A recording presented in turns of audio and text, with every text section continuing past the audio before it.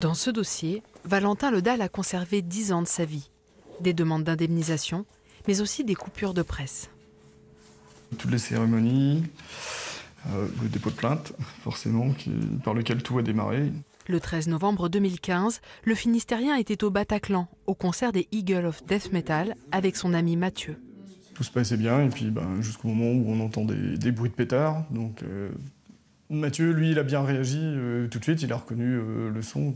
Il a couru pour traverser la pièce, et moi, le temps que je réagisse, en fait, j'entends des bruits de pétards, et puis bon, des gens passent devant en courant. Je fais pas gaffe, on renverse ma bière. Putain, pas cool, quoi. Et c'est là que, en regardant un peu à côté de moi, je tourne ma tête, et puis là, direct, je vois le premier tireur, en fait, au niveau du merchandising, qui tire en rafale, quoi.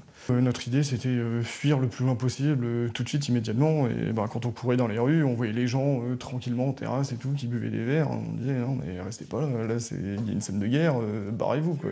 Demain, à Paris, un jardin du souvenir sera inauguré en mémoire des 130 victimes mortes dans ces attaques terroristes. En 10 ans, c'est la première fois que Valentin assistera aux cérémonies.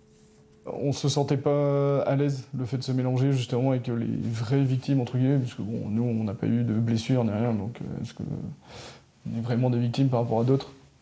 Bon, on était au mauvais endroit au mauvais moment, mais tous ceux qui ont été blessés et tout, ils ont plus leur place que nous aux commémorations.